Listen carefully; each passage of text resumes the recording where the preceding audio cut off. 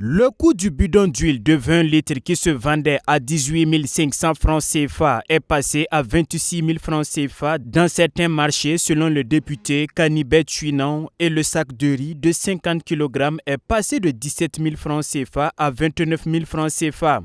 La flambée des coûts des produits de grande consommation inquiète au sein de l'opinion publique et l'honorable Chouinan veut en savoir davantage sur les causes de cette instabilité des prix.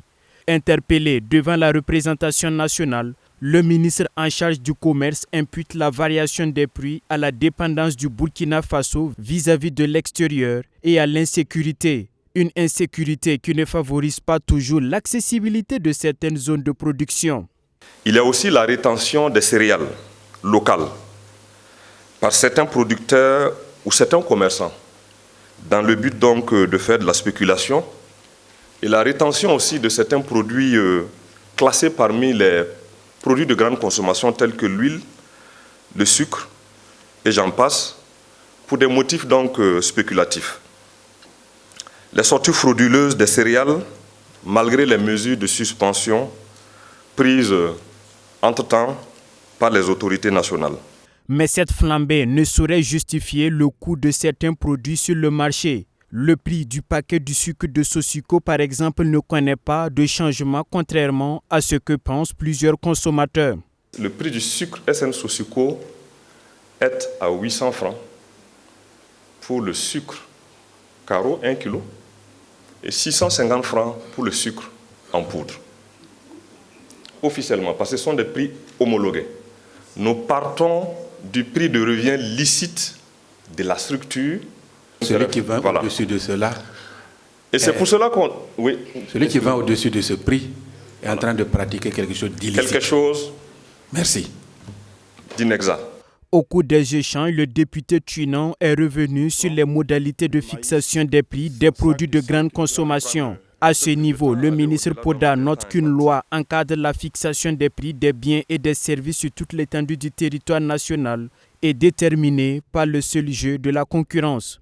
L'administration calcule à l'aide d'une fiche de décomposition des différents postes de charge qui sont fournis par l'importateur et qui nous permet d'élaguer toutes les charges, toutes les dépenses qui ne sont pas éligibles à la détermination du prix licite afin d'arrêter le prix de revient que nous pouvons qualifier de licite et y appliquer maintenant la marge qui est prédéfinie par un arrêté du département en charge du commerce et de l'industrie afin que le prix de vente aux consommateurs puisse être arrêté.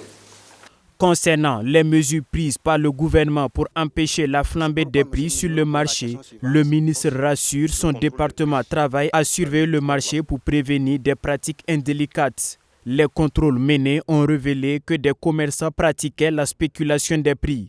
À cet effet, des magasins et boutiques sont scellés dans le cadre des missions de contrôle et les fautifs sévèrement sanctionnés. L'autorité compte même assainir la profession de commerçant. Du 1er janvier au 31 décembre 2024, ce sont environ 30 000 commerçants et 439 000 unités industrielles qui ont fait l'objet de contrôles. Et les contrevenants ont été sanctionnés, des magasins et des boutiques ont été fermés, et il y a plus d'1 milliard de francs CFA d'amende et de confiscation qu'on a pu recouvrir pour le budget de l'État. Les consommateurs sont invités à dénoncer les pratiques indélicates et à être des ambassadeurs du contrôle qualité. Pour l'heure, des initiatives sont en cours, annonce le ministre Poda, pour réduire les importations et disponibiliser les produits alimentaires en quantité suffisante sur le territoire national avec en ligne de mire le bien-être des populations.